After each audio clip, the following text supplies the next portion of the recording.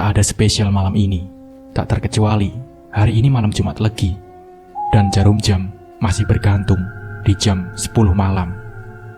Suasana malam yang sesekali diiringi suara jangkrik saling bersahutan di luaran rumah. Bu Sri yang kala itu terjaga dari tidurnya melangkah gontai ke arah dapur. Tenggorokannya dirasa kering karena haus. Untuk menuju ke dapur, Bu Sri harus melewati lorong gelap yang melewati ruang tamu bercahayakan temaram. Sesaat kepalanya tak sengaja menoleh, matanya menangkap gorden yang tersingkap, belum menutup jendela dengan sempurna. Sesekali ia memegang dada kirinya yang terasa sakit. Kok ya, mesti gordennya sering lupa ditutup, gumam Bu Sri. Wanita parubaya itu akhirnya membelokkan langkah ke ruang tamu menuju jendela. Dilihatnya suasana malam perumahan begitu pekat, meski lampu jalan menerangi sekitar. Tak seperti biasanya, entah kenapa matanya malah memaksa untuk melihat rumah kosong sebelah rumahnya. Bulu kuduk Bu Sri terasa meremang tatkala sebuah cahaya kekuningan menyala di salah satu ruangan dalam rumah itu.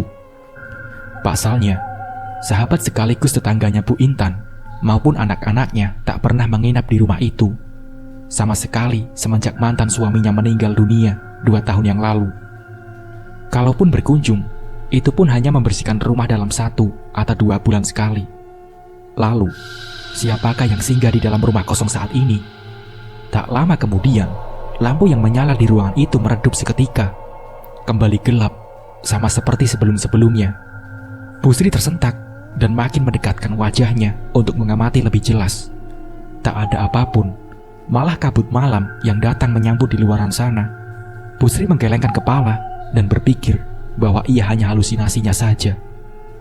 Bu Sri mulai menarik kain gorden, namun sebuah suara kembali mengejutkannya. Keduk! Bu Sri tak jadi menutup gorden. Ia kembali melongok melalui kaca jendela sekali lagi. Di sana, matanya melebar, menangkap sebuntal kain putih berikat 3 seukuran manusia teronggok di depan halaman rumahnya. Awalnya Bu Sri tak begitu jelas melihat buntalan apa itu, hingga asap kabut yang samar-samar menutupi tampak menyingkir perlahan. Dan benar saja, buntalan tersebut terlihat bergerak-gerak, seolah ingin melepaskan diri dari ikatan. Jantung Bu Sri mulai berdentum kencang, dada kirinya terasa kembali sakit. Bu Sri tercengang, badannya kaku tak mampu bergerak. Rasa takut benar-benar menggelayuti diri. Ia membiarkan sosok berbuntal memutar diri menghadap badannya. Dan benar saja, wajah hitam dengan kulit kering tak terkelupas itu mendelik tajam padanya. Mulutnya membentuk sebuah rongga gelap selebar-lebarnya tanpa suara. Masih dengan sekuat tenaga, Bu Sri akhirnya berhasil mengerahkan tenaga dan mengeluarkan suara meski dengan nada tergagap. Pocong! Dan malam itu adalah malam awal teror pocong itu dimulai. Gimana Bu? Keadaan Ibu? Pak, Hanum dengar dari Angga. Terdengar helaan nafas dari seberangan sana. Iya benar, tapi kamu tidak usah khawatir. Keadaan Ibu sekarang sudah membaik. Tolong sampaikan ke Ibu, seminggu lagi Hanum pulang karena pekan ini hari terakhir KKN. Ibu jangan sampai dibiarin mikir berat-berat Pak, kata Hanum. Iya, nanti Bapak sampaikan, jawab Bapak. Hanum terdiam beberapa saat karena teringat isi chatnya dengan Angga, si adik.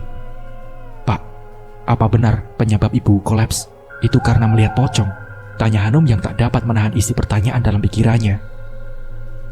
Suasana kembali hening beberapa saat, namun suara bernada berat dari seberang pesawat telepon memecah keheningan kemudian. Num, Bapak sendiri juga tak tahu pasti karena tak melihat sendiri. Namun Ibu mengatakan demikian. Tapi apaan itu? Kau tahu bukan penyakit Ibu terkadang menyebabkan halusinasi saat rasa sakit itu mendera. Ya, apapun itu doakan saja agar Ibu selalu sehat, kata Bapak. Hanum tersenyum tipis mendengar jawaban bapaknya. Iya, bapaknya adalah seorang lelaki yang sedari dulu lebih mengedepankan logika, baru mengesampingkan perasaan kemudian.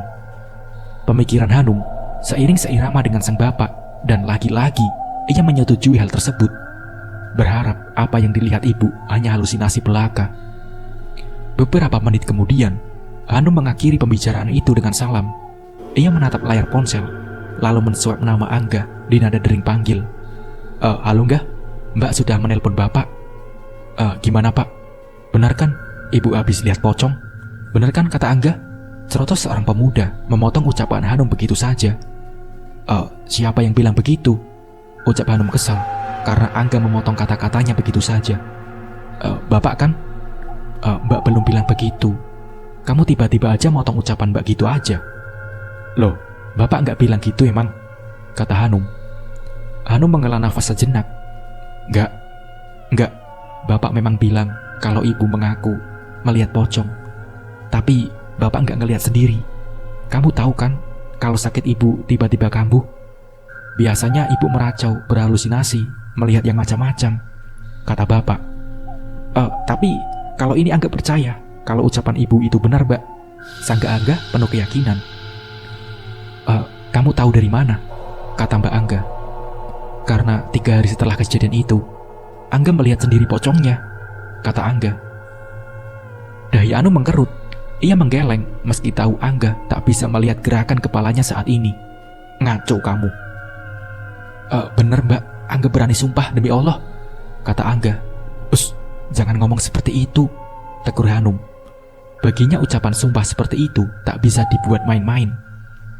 Makanya Mbak, dengerin cerita Angga dulu, kata Angga. Hanum mengangkat pergelangan tangan kirinya, menatap angka digital jam yang sudah menunjukkan pukul 14.00. Iya, waktu luangnya masih tersisa banyak hingga asar nanti. Tak ada salahnya menjadi berpikir lebih terbuka untuk mendengar cerita sang adik sendiri. Meski nanti ia tak akan yakin bisa mempercayai sepenuhnya, mengingat adik lelakinya yang satu ini lumayan bedung dan tak jarang berbohong. Baiklah, coba ceritakan sama Mbak. Malam itu, aku pulang cukup larut, sekitar pukul 23.00 dari rumahnya Wahyu, teman sekaligus tetangga yang masih satu kompleks perumahan denganku. Kulihat pagar rumah sudah digembok, namun tak menjadi halangan karena aku biasa saja jika harus memanjatnya. Jelas pula, pintu utama rumah juga sudah terkunci. Satu-satunya jalan yang tersisa hanya pintu samping yang mengarah ke dapur. Ibu selalu membiarkan engsel pengunci tak terkunci begitu saja, karena sudah hafal kebiasaanku yang begini. Dan Bapak jarang memeriksa pintu samping tersebut.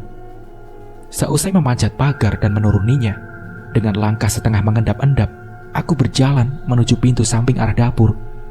Sedangkan untuk menuju arah samping pintu dapur, aku juga ikut melewati sepanjang rumah Pak Anto yang sudah dibiarkan kosong selama hampir 2 tahun yang lalu. Namun sebelum aku menjangkau pintu samping, aku mendengar suara orang terbatuk dengan sangat keras. Aku menoleh, mengamati sekitar, namun tak ada siapapun selain angin dingin yang tiba-tiba saja menerpa tekuku dengan tajam, yang mana berhasil membuat beberapa bulu kuduku berdiri seketika. Dingin sekali, gumamku. Sekali lagi, aku mencari sosok dari suara batuk itu. Nihil. Aku tidak memikirkan tentang hantu sama sekali, karena memang sebelumnya tak pernah terjadi hal semacam itu di rumahku. Yang kutakutkan adalah Bapak memergokiku. Bisa-bisa uang sakuku tertahan selama seminggu. Setelah kupastikan aman, aku kembali mengarah ke arah pintu samping dapur. Suara itu ternyata berasal dari balik pintu samping dapur. Dadaku bergemuruh. Mampus ketahuan Bapak. Aku memegang kepalaku khawatir. Suara batuk orang tua itu semakin keras saja. Aku tercengang. Itu bukan suara Bapak sepertinya, karena setelah kutelisik baik-baik, suaranya ternyata berbeda. Suara itu terdengar lebih berat dan serak dari Bapak. Tunggu dulu. Lalu suara siapa itu? Apa suara maling? Dengan ragu-ragu, aku ingin memastikannya. Bapak, ini Bapak atau bukan ya? Panggilku. Dari situ, aku mulai merasakan hawa tak enak. Takut kalau benar itu maling.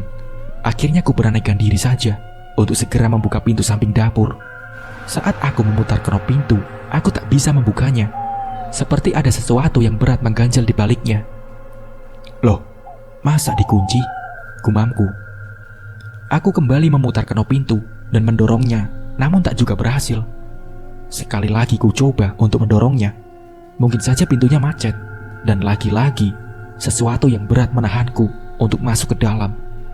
Aku penasaran. Jelas aku berhasil memutar knop. Itu tandanya pintu tidak dikunci.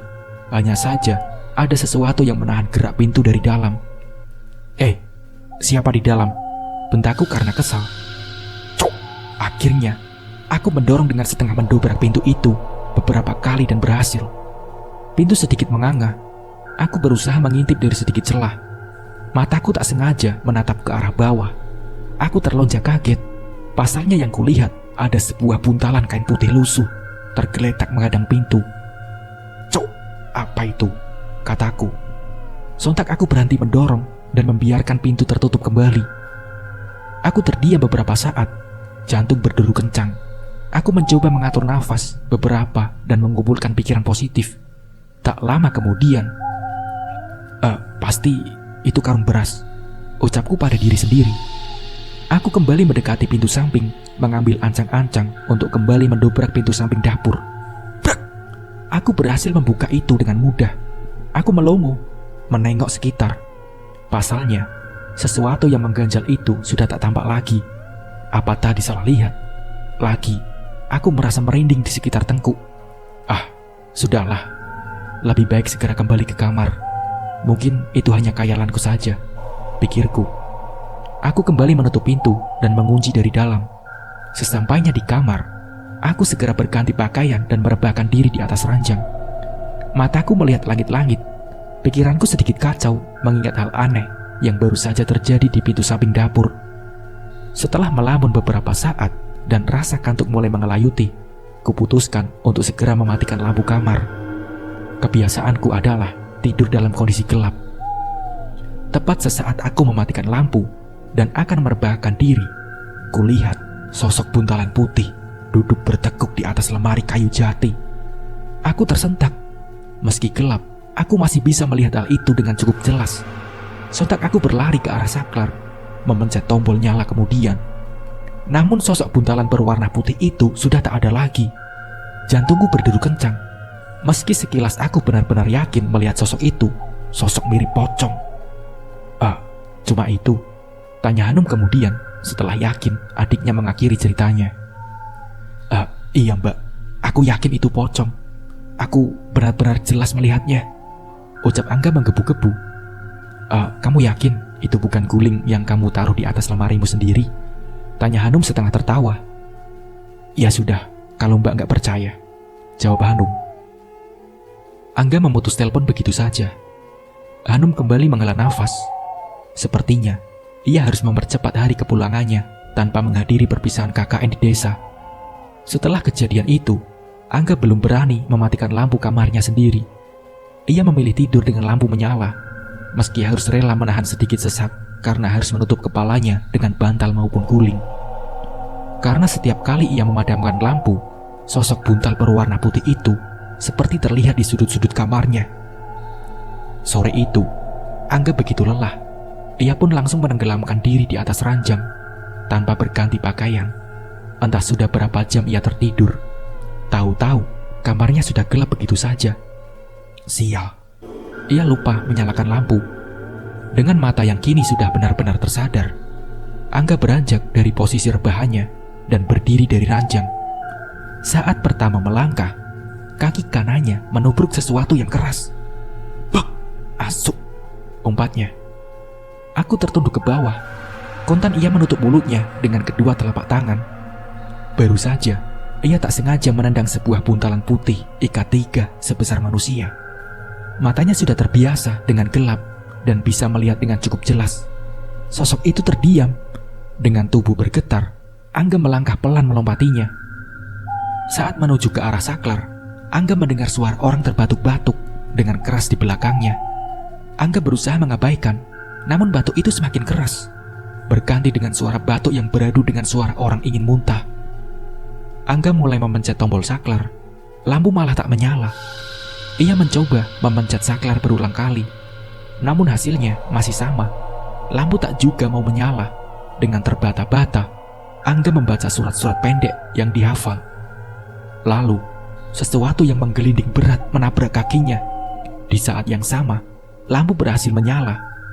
Angga yang terkaget menoleh. Dilihatnya, pocong itu benar-benar menampakkan diri di bawah pandangannya. Wajahnya hitam dengan mata melotot sempurna, memandang tajam kepada Angga dengan mulut menganga. Bapak, ada pocong, Pak." Dan seketika, pandangan Angga berubah menjadi gelap seluruhnya. Di lain hari, Pak Hasan menghisap rokok dengan hikmat dari sela-sela jari telunjuk dan jari tengahnya, ditemani dengan segelas cangkir kopi yang masih mengepul di atas meja. Ini rokok, Pul," tawarnya sembari memindahkan posisi rokok berbungkus warna merah mendekat ke Pak Saiful, suami Bu Sri. Enggak, San, makasih. Aku sudah mulai berhenti merokok," ucapnya sembari mengulas senyum tipis. Pak Hasan mengangguk mengerti, menyadari sepupunya ini memang sudah bertekad untuk berhenti merokok semenjak istrinya terkena diagnosis tumor payudara. Gimana keadaan istrimu?" kata Pak Hasan. "Ya, sudah agak membaik sih. Hanya saja aku sedikit khawatir dengan apa yang diigaukannya selama beberapa hari ini," ujar Saiful. Mungkin karena penyakitnya, jadi ia sering mengigau macam-macam," ucap Pak Hasan menenangkan. Bukan itu. Aku sudah pastikan dia rutin check up dan meminum obatnya. Dokter bilang malah faktor stres." Pak Saiful menghela nafas sejenak. Maksud kamu?" kata Pak Hasan lagi. "Sri bilang beberapa kali melihat penampakan pocong," kata Saiful. Pak Hasan menoleh sembari memajukan posisi badannya menghadap Pak Saiful. Sejak kapan, Pul?" kata Pak Hasan. Sudah sepekan ini. Hanya saja aku tak pernah melihat pocong yang dimaksud si Sri," kata Saiful. Mungkin karena dia belum menampakkan diri padamu, Pul. Tolong, kamu jangan meremehkan hal ini," ucap Pak Hasan dengan mimik serius.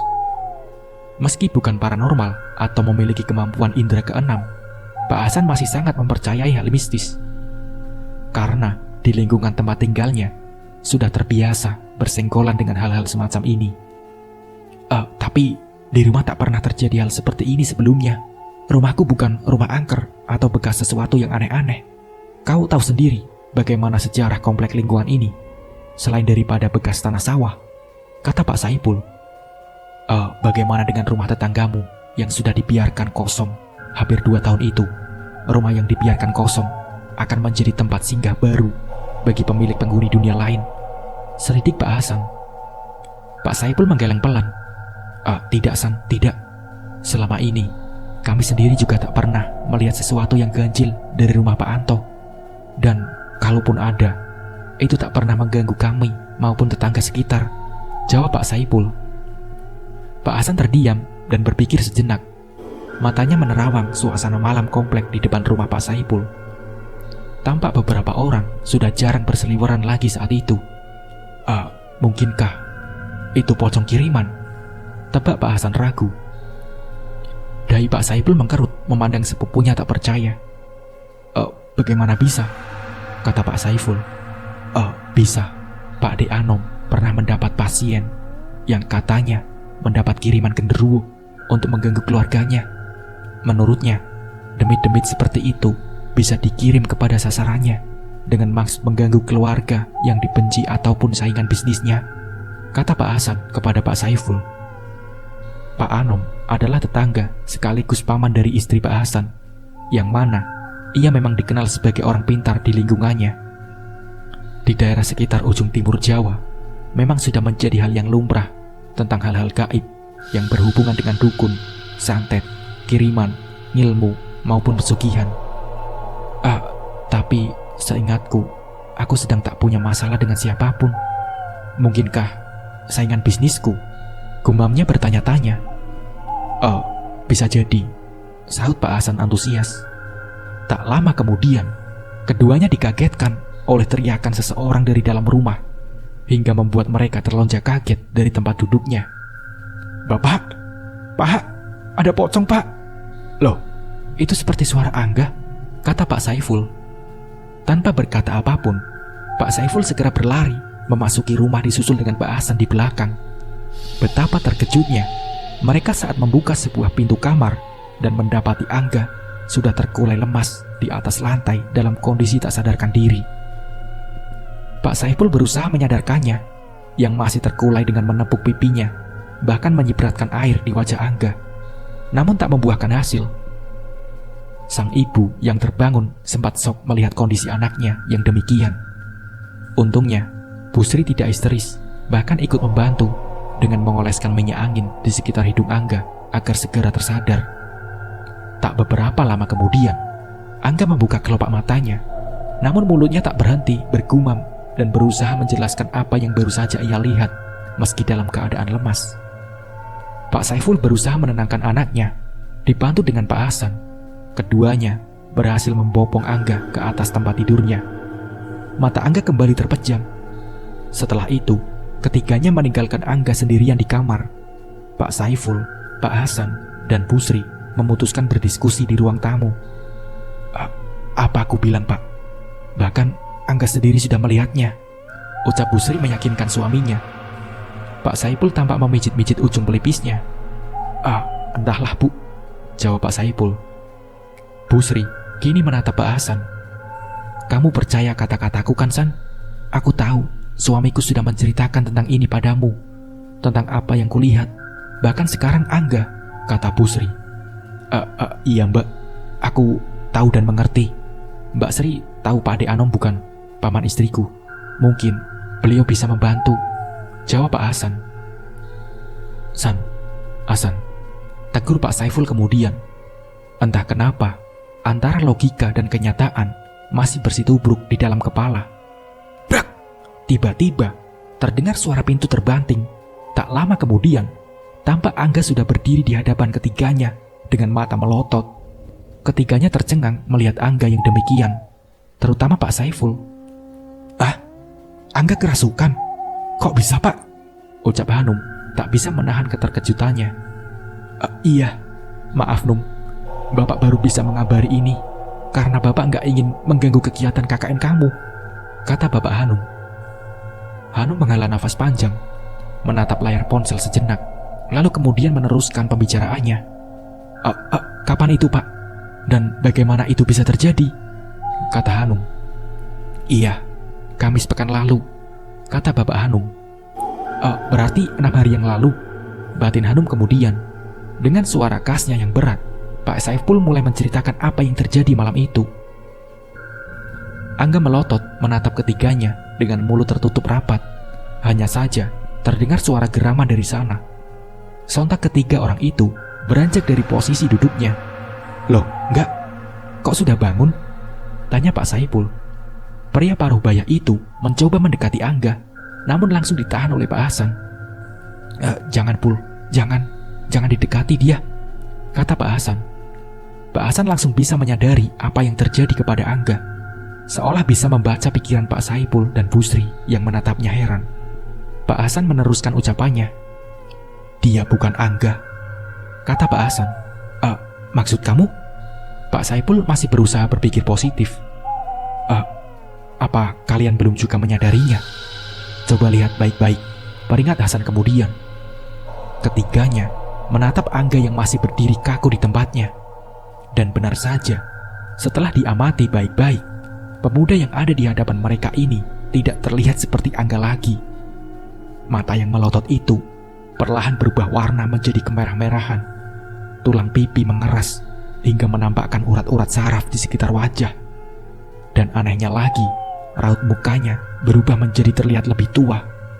Dan tiba-tiba saja, sudut bibir Angga sedikit tertarik ke atas, menampakkan sebuah seringai mengerikan. Benar saja, Angga langsung mengamuk dan mulai membanting barang-barang sekitarnya. Astagfirullah, Angga. Bu Sri menangkupkan kedua tangannya di mulut melihat kelakuan anaknya.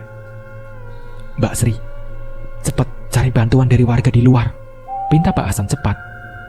Bu Sri pun mengangguk dan langsung menuju pintu keluar.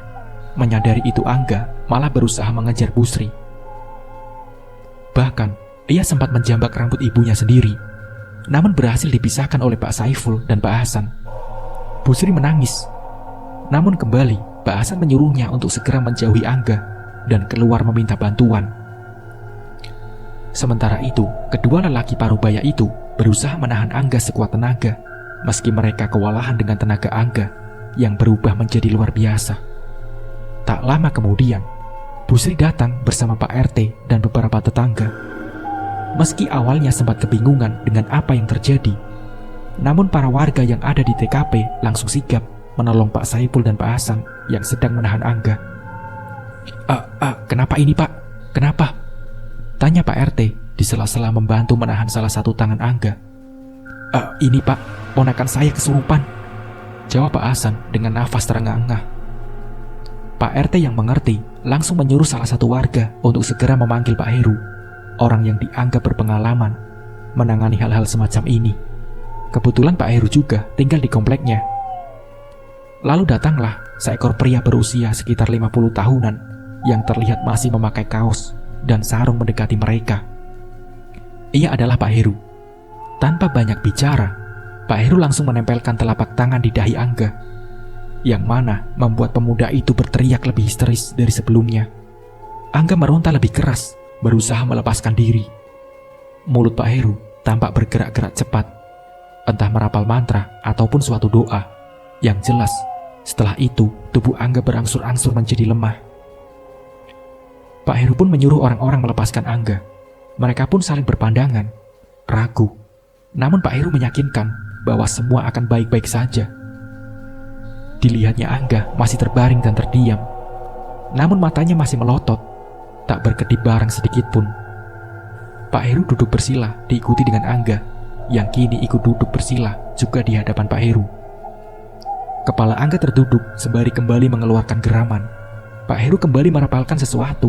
Setelah itu, terjadilah komunikasi di antara mereka. Pak Heru mulai menginterogasi makhluk yang merasuki tubuh Angga. Siapa kamu? Tanya Pak Heru dengan logat khas Madura. Apa tujuan merasuki tubuh anak ini? Angga pun menggeram. Lagi, Pak Heru merapal sesuatu, membuat Angga semakin menggeram, seperti menahan rasa sakit. Jangan diteruskan. Aku hanya disuruh saja, geraman Angga. Pak Heru berusaha menyuruh Angga mengatakan siapa yang menyuruhnya. Namun makhluk yang mendiami tubuh Angga itu tetap bersikeras tak mau mengaku. Bahkan mengancam, jika Pak Heru tetap memaksa, maka ia akan terus mendiami tubuh Angga selama mungkin. Pak Heru tampak menyeka peluh di sekitar dahi, seolah memang terjadi pergulatan tak kasat mata yang terjadi di dalam sana. Sekitar setengah jam kemudian, Angga tiba-tiba ambruk begitu saja. Pak Saipul dan Bu Sri yang khawatir kembali mendekati Angga yang pingsan. Dari sana, Pak Heru langsung memberi penjelasan apa yang sebenarnya terjadi. Jadi, sosok yang merasuki Angga memanglah berwujud pocong. Memang ada seseorang yang mengirim pocong itu untuk mengganggu keluarga Pak Saipul dan Bu Sri.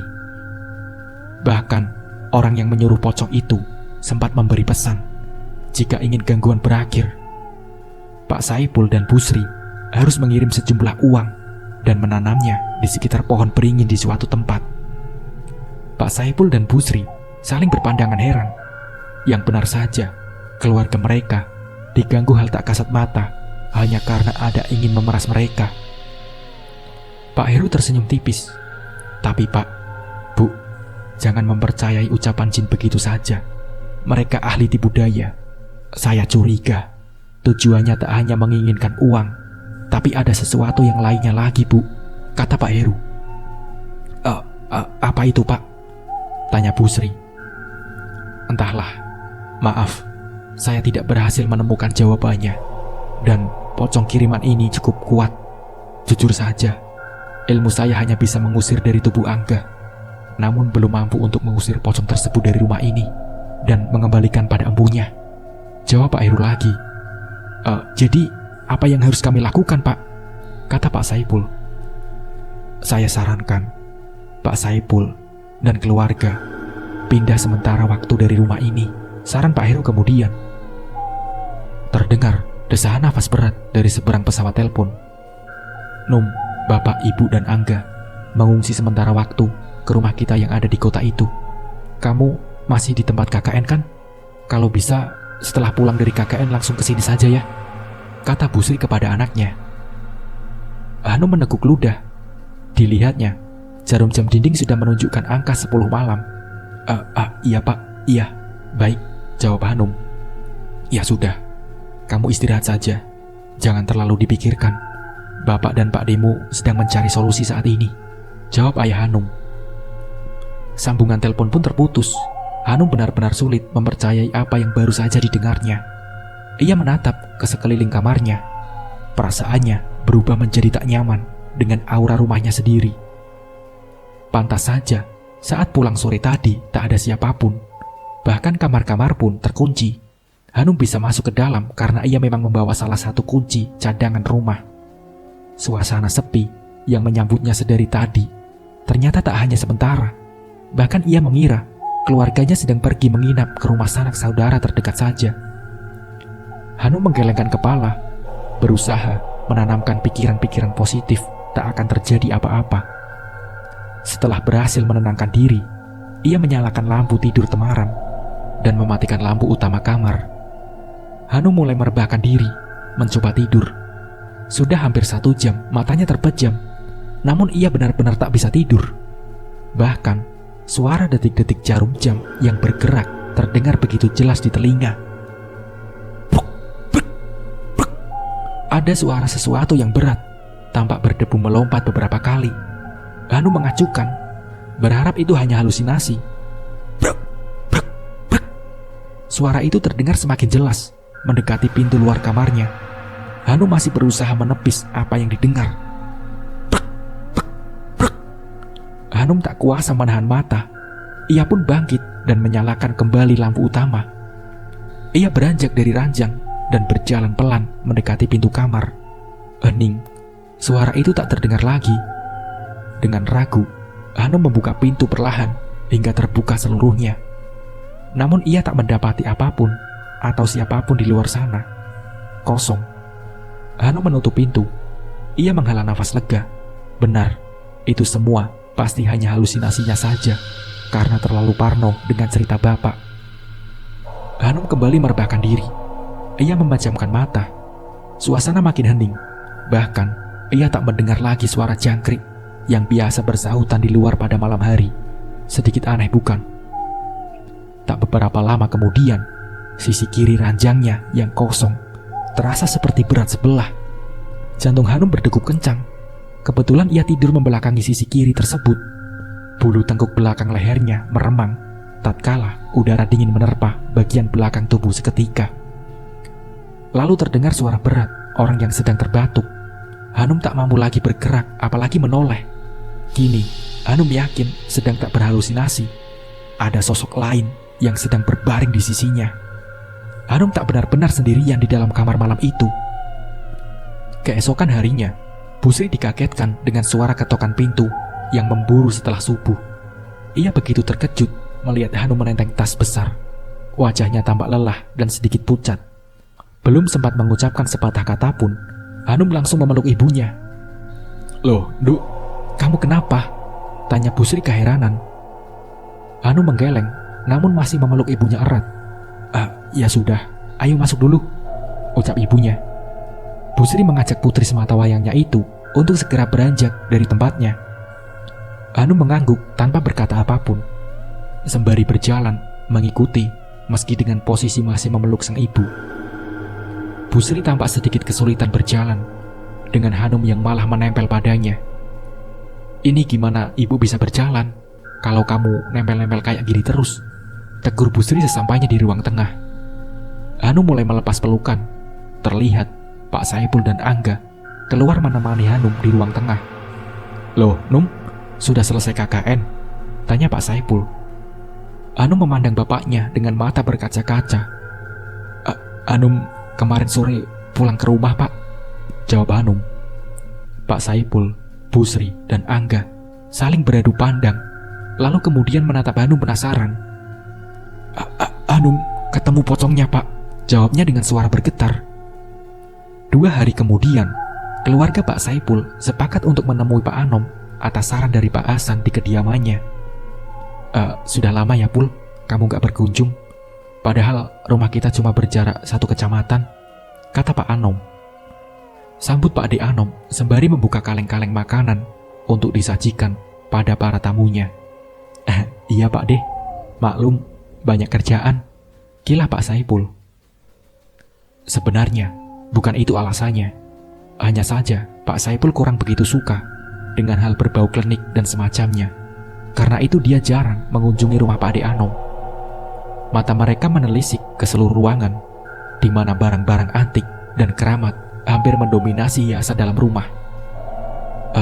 Jadi begini Pak Ade, rumah kami tiba-tiba jadi dihantui pocong. Padahal hal seperti ini belum pernah terjadi sebelumnya, ucap Pak Saipul to the point kepada Pak Ade Anom. Pak Ade Anom mengangguk memahami. Ya. Hasan sudah cerita sebelumnya. Sebentar, Pak Ade Anom tampak memejamkan mata sejenak. Tak beberapa lama, ia kembali membuka mata. Yang mengganggu keluargamu memang pocong kiriman. Dan yang ngirim peliharaannya itu lumayan kuat, kata Pak Ade Anom. Apa Pak De? Apa Pak De tahu apa tujuan orang tersebut mengirim pocong itu? Kata Pak Saipul. Pak Ade Anom pun menghela nafas. Sebenarnya target utamanya bukan kalian. Hanya saja karena si target sedang jauh dari jangkauan, ia jadi kesal. Kebetulan ia juga kurang suka dengan keluarga kalian karena dekat dengan si target. Karena itu sasarannya berubah haluan menjadi keluargamu, Pul, jawab Pak De Anom. Jadi siapa orangnya Pak De? Dan siapakah target sebenarnya? Tanya Pak Saipul penasaran. Pak De tersenyum simpul. Ia menggelengkan kepala dan tidak mau mengatakan apapun. Takut menjadi fitnah katanya. Lalu bisakah Pak De? Saipul pun terdiam sejenak dan melanjutkan perkataannya. Hasan bilang Pak De berpengalaman menangani hal-hal semacam ini.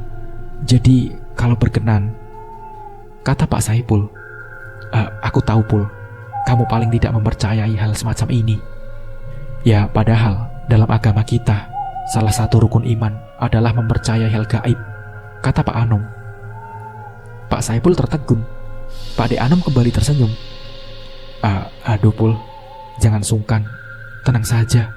Pak De akan membantu keluargamu mengatasi masalah ini, kata Pak De Anom kepada Pak Saipul. Terima kasih ya Pak De, kata Pak Saipul. Tapi Pul, ikuti kata-kataku ya, kata Pak De Anom. Iya Pak De, iya, jawab Pak Saipul.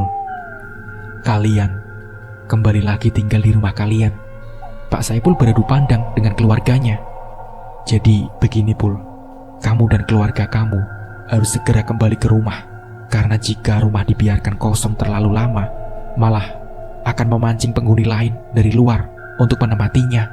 Semakin lama ditinggalkan, semakin gak bagus auranya, kata Pak De Anom. Tapi Pak De, gimana dengan pocongnya? Kata Pak Saipul. Untuk sementara waktu, kalian harus bertahan dulu. Perbanyak ibadah untuk mengurangi gangguan. Beri Pak De beberapa hari, karena kirimannya cukup kuat. Jadi Pak De butuh waktu untuk persiapan yang matang dalam mengusirnya, jelas Pak De Anom kemudian. Dalam sekejap, ruangan menjadi hening seketika. Pak Saipul beserta keluarga tampak kalut dengan pikirannya masing-masing. Yang benar saja, dalam beberapa waktu ke depan, mereka terpaksa harus tinggal berdampingan dengan sosok tersebut. Hari itu juga keluarga Pak Saipul kembali boyongan menempati rumahnya atas saran Pak De Anom. Karena masing-masing masih memiliki rasa ketakutan tersendiri, Pak Saipul dan keluarganya sepakat tidur bersama-sama di ruangan keluarga. Angga dan Pak Saipul pun bahu-membahu menggotong kasur matras di tengah-tengah ruangan. Beberapa malam mereka lewati bersama di ruang tengah tersebut. Meski begitu, tentu mereka tak luput dari gangguan pocong kiriman. Mulai dari Pak Saipul, yang awalnya tak pernah melihat secara langsung, hingga akhirnya beliau melihat penampakan itu sendiri. Saat itu, Pak Saipul hendak mengambil wudhu untuk menunaikan sholat di sepertiga malam. Ia berjalan ke arah pancuran pet di dekat kamar mandi seorang diri. Saat gemericik air mulai membasahi wajah, tiba-tiba Pak Saipul mendengar suara pintu yang dibuka dan ditutup sendiri dari dalam kamar mandi. Suara itu terdengar berulang-ulang, seolah memang sengaja dimainkan. Pak Saipul tetap melakukan aktivitas wudhu. Ia tak ingin berpikiran macam-macam, selain dari ingin segera melakukan sholat. Meski tak bisa dipungkiri, rasa takut mulai menelusup ke dalam hati. Saat melewati kamar mandi, mata Pak Saipul melirik sekilas. Benar saja, ia melihat sosok berwajah hitam, berbalut kain putih yang diikat berdiri di balik pintu kamar mandi. Sosok itu menatap tajam dengan wajah datarnya yang sangat mengerikan. Astagfirullahaladzim. Segera saja, Pak Saipul berpaling dan berjalan cepat kembali ke ruangan tengah. Lagi-lagi, Bu Sri mendapat gangguan. Saat ia sedang menyapu pelataran halaman di sore hari, ia dikejutkan dengan penampakan pocong yang tampak mengintip beberapa kali di balik jendela dalam ruangan tamu. Hingga usai menyapu pelataran, Bu Sri ragu untuk masuk ke dalam rumah. Menjelang maghrib, Hanum terlihat pulang dari kampus. Pada saat itulah, Bu Sri baru berani masuk ke dalam rumah bersama sang anak. Belum lagi, mereka juga sering mendengar suara-suara berisik aneh yang terdengar di beberapa ruangan. Padahal saat itu tak ada siapapun di sana. Pada suatu malam, Hanum terjaga dari tidurnya karena rasa mulas yang teramat sangat. Diliriknya sisi kanan dan kiri, tak ada satupun anggota keluarganya yang masih terjaga. Mereka semua tampak terlelap di alam tidur masing-masing. Akhirnya, Hanum menggoncang-goncang tubuh Angga yang berada di sisi kiri. "Gak, bangun gak, bangun," kata Hanum. "Gak, Angga, bangun dong dek." "Alah," gerutu Hanum. Angga mulai membuka matanya yang masih terasa berat, menatap Hanum kesal. Apa sih mbak? Anterin ke kamar mandi dong, kebelet nih," kata Hanum. Aduh mbak, gak mau ngantuk berat nih." Angga malah membalik posisi tubuh membelakangi Hanum. Tak menyerah, Hanum berkali-kali menggoncangkan tubuh adiknya. Bahkan kali ini disertai beberapa pukulan yang cukup keras agar Angga segera terbangun. Usahanya membuahkan hasil. Angga terbangun dari posisi tidurnya meski dengan raut wajah uring-uringan. "Anterin mbak pokoknya. Awas kalau enggak, mbak udah gak tahan nih," kata Hanum. "Masa ke kamar mandi aja gak berani?" kata Angga. "Iya, mbak takut ketemu pocong lagi," jawab Hanum kesal. "Angga juga takut mbak. Bodoh amat. Pokoknya bangun, anterin mbak ke kamar mandi sekarang juga," kata Hanum. Hanum menyeret Angga setengah paksa. Tak sia-sia ia belajar taekwondo dari SMA. Kekuatannya mampu membuat adik laki-lakinya itu berdiri dari tempatnya saat itu juga. Diem di sini. Kamu cukup tungguin mbak sampai selesai," kata Hanum. Iya mbak, iya." Angga menguap sembari terduduk di salah satu kursi ruang makan depan kamar mandi. Beneran tunggu di sini ya. Awas aja, kalau sampai ninggalin mbak, habis kamu," ancam Hanum lagi. Dengan mata setengah terpejam, Angga mengangguk saja. Hanum mulai menutup pintu. Tak lama setelahnya, terdengar suara gemericik air dari keran. Dek, kamu masih di situ kan?" teriak Hanum dari dalam. "Iya mbak, aku masih di sini kok," kata Angga. Suasana kembali hening. Hanum masih berkonsentrasi mengeluarkan ampas-ampas yang menyiksa perut. Dek, kamu masih di situ kan?" "Dek, adek," panggil Hanum. Iya mbak, iya, aku masih di sini," balas Angga. "Cerewet banget sih," gerutu Angga di sela-sela rasa kantuk. Beberapa menit kemudian, Hanum yang hampir selesai melakukan aktivitas pentingnya, tiba-tiba saja dikejutkan dengan sebuah suara. Lalu terdengar langkah suara orang setengah berlari. "Dek, ada apa? Suara apa itu dek?" tanya Hanum setengah khawatir. "Dek, adek, kamu masih di situ kan?" "Iya mbak, iya, Angga masih di sini." Hanum mengembuskan nafas lega. Mungkin barusan hanya suara tikus-tikus saja, pikir Hanum. 5 menit kemudian, karena tak tenang dengan keheningan yang berlangsung, Hanum kembali memanggil adiknya. "Dek, adek, kamu masih di situ kan?" "Iya mbak." Dek, adek, tadi suara apa ya?" "Iya mbak." Idih, ditanyain suara apa malah jawab iya. "Dek, adek, panggil Hanum. Karena merasa ada yang janggal, buru-buru Hanum segera menyelesaikan hajatnya. meski belum sepenuhnya lega. Seusainya mengguyur, Hanum mendekatkan daun telinga di depan pintu. "Dek, adek, kamu masih di situ kan?" "Iya, Mbak." Tiba-tiba saja, Hanum mendengar suara batuk setelahnya. Jantung Hanum kembali berdegup kencang. Pelan, ia membuka pintu. Matanya mengintip dari sela-sela, menelisik situasi luar ruangan. Hening.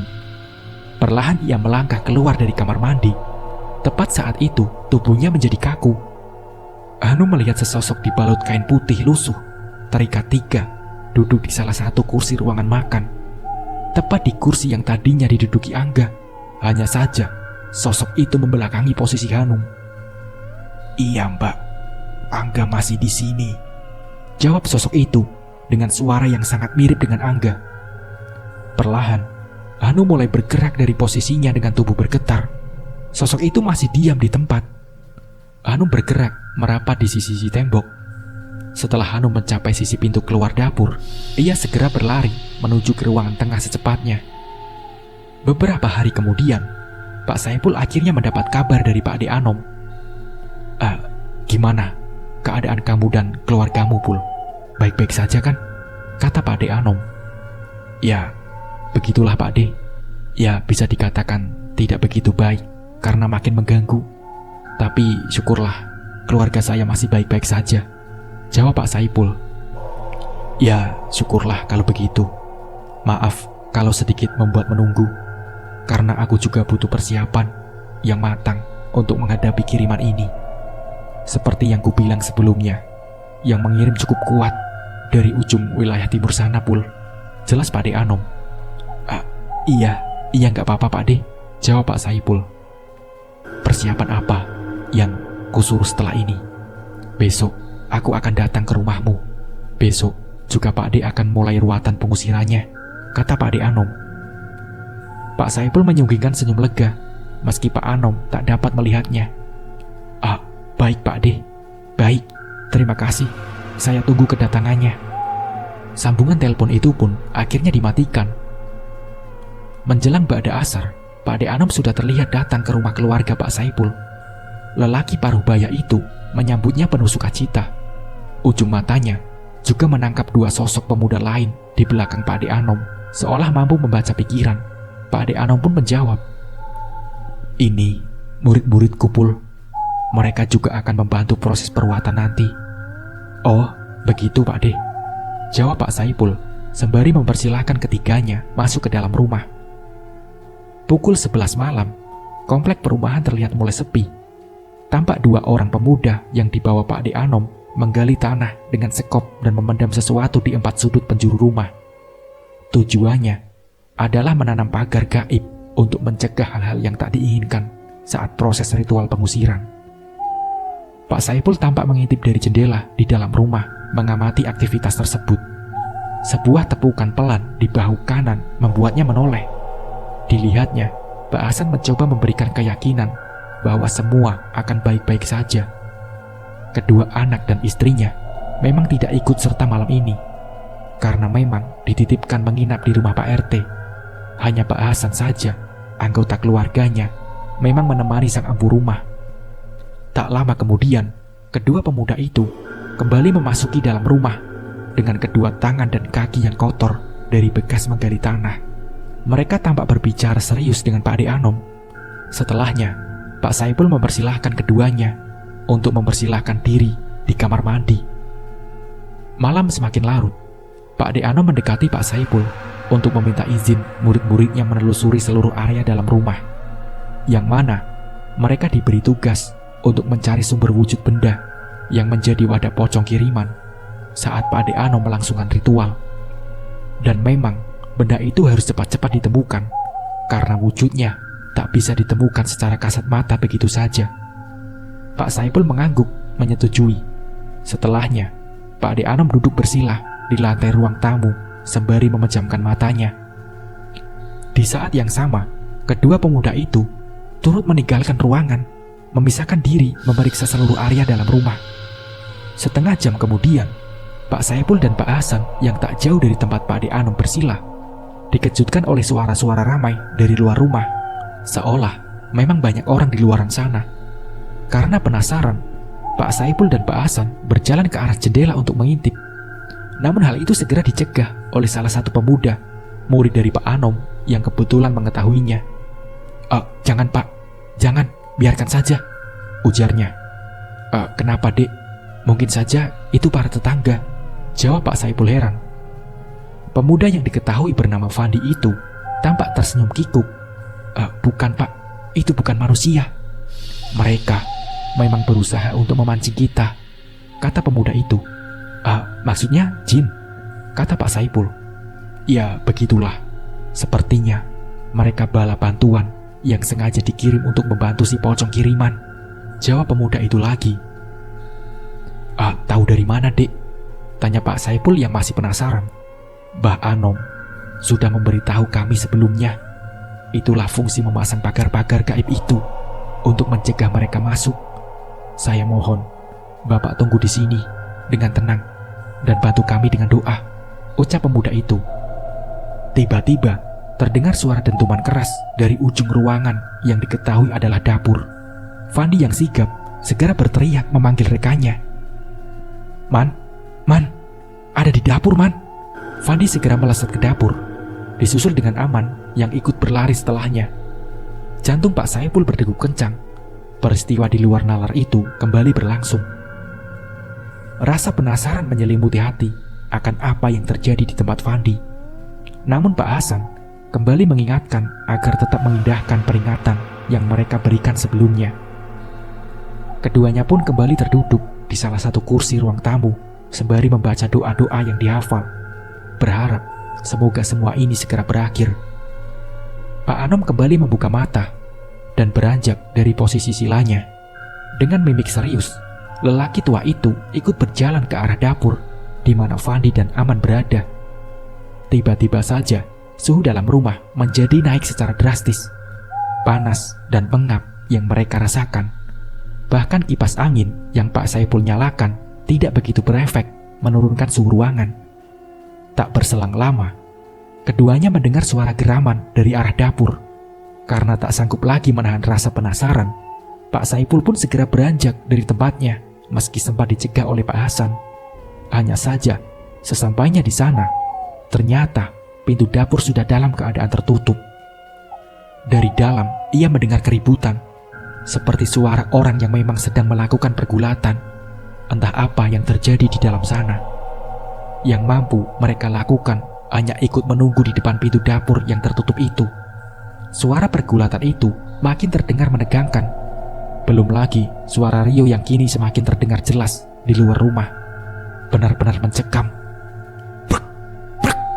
Pintu dapur berderu beberapa kali, seolah ada yang berusaha mendobrak keluar dari dalam. Hal itu membuat Pak Saipul dan Pak Hasan langsung memundurkan kaki beberapa langkah. Fandi, tahan, teriak Pak Ade Anom dari dalam sana. Brek. Kejadian tersebut berlangsung cukup lama, hingga akhirnya pintu yang berusaha didobrak tiba-tiba menjadi hening seketika. Malam itu terasa sangat panjang bagi Pak Saipul. Pasalnya, proses peruatan yang dilakukan ternyata tidak berjalan mudah. Entah sudah berapa lama mereka bertiga bergulat dengan sesuatu tak kasat mata di dalam sana. Hingga akhirnya, daun pintu itu mulai bergerak, bergeser menampakkan celah hingga terbuka semua.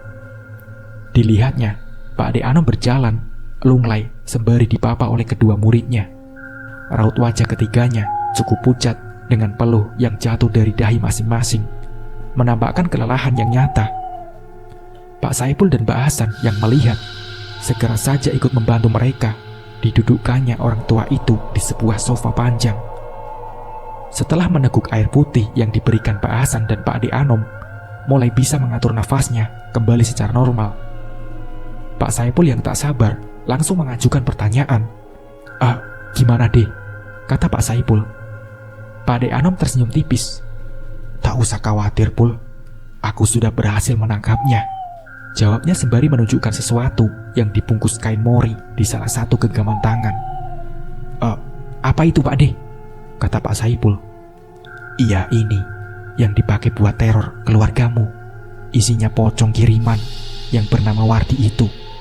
Mau lihat? Pak Saipul bergidik ngeri dan langsung menggeleng menolak. Gak usah Pak Ade. Jadi pocongnya sekarang benar-benar hilang kan dari sini? Kata Saipul. Iya iyalah. Mungkin dukun yang ngirim bakal kalang kabut nyari peliharaannya, ucap Ade Anom. Lalu apa dukunnya bakal mengirim pocong lain buat keluarga saya? Tanya Pak Saipul sedikit khawatir. Kamu gak perlu cemas, Pul. Rumah kamu sudah kupagari. Besok tinggal sisa pembersihannya. Ya, melawan kiriman itu memang cukup berat. Untung saja aku sudah mempersiapkan semuanya dengan matang. Jadi yang ngirim kamu dalam beberapa waktu gak akan bisa berbuat macam-macam.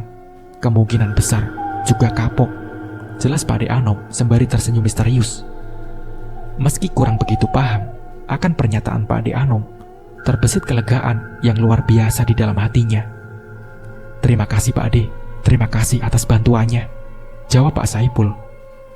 Nah, seperti itulah ceritanya. Semoga dari cerita ini kita bisa mengambil hikmah dan pembelajarannya. Mungkin cukup sekian dari saya. Wassalamualaikum warahmatullahi wabarakatuh.